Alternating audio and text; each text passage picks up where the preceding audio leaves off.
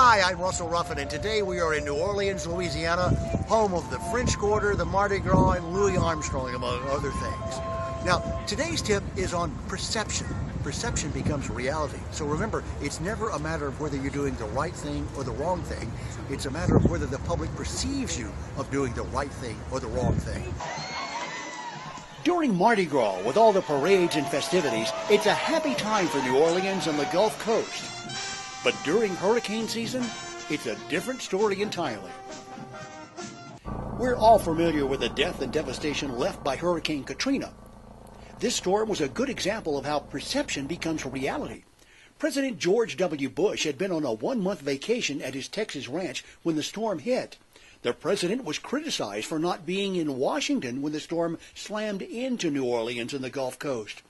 The White House responded that the president doesn't have to physically be in Washington, D.C. He can run the country from anywhere. Given the present level of technology, it is true the president can indeed monitor the disaster and react to it or any other crisis from anywhere. But the public's perception was that the President of the United States didn't think it was important enough for him to interrupt his vacation to return to the seat of government, while thousands of people were dying in one of the nation's worst disasters. The public criticism was enormous, and 2 days after the storm hit, the president decided to head back to the White House. On his way, he had Air Force One fly low over the devastated area so he could get a first-hand look. He even had this official White House photo of him released to the media. It showed him looking out the window of Air Force One. It might have sounded like a good idea at the time, but it was a public relations nightmare. With hundreds of people still stranded on rooftops in New Orleans, a photograph of the president flying overhead made George Bush appear distant and removed. And to make matters worse, when the president arrived in Washington, he was carrying his dog. Actually, there's nothing wrong with him carrying a dog, but again, it's all about timing. Back in New Orleans, people had stayed behind, and many died because they didn't want to leave their pets. And this photo made the president appear oblivious to their plight. As the cleanup continued weeks later, New Orleans Mayor Ray Nagin diverted criticism about his own performance by publicly lambasting President Bush and his own governor. Now, we have blooped out the profanities, but you still get the idea.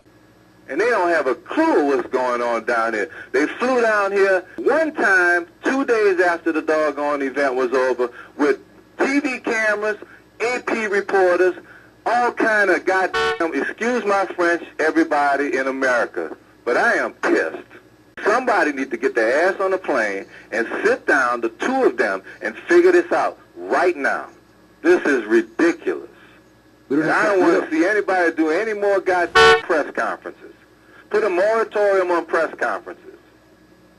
Don't do another press conference until the resources are in this city, and then come down to this city and stand with us when there are military trucks and troops that we can't even count. Don't tell me 40,000 people are coming here.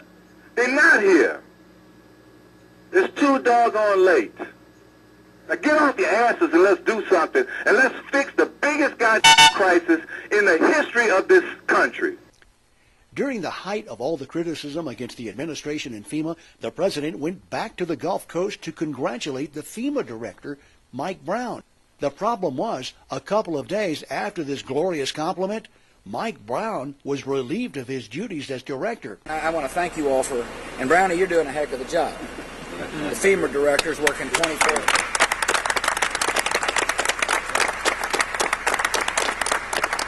They're working 24 hours a day. It appears no one told the president that Brown wasn't doing a heck of a job. Congratulations on Meanwhile, during the Hurricane Katrina response, who was getting all the good publicity? The United States Coast Guard. Why?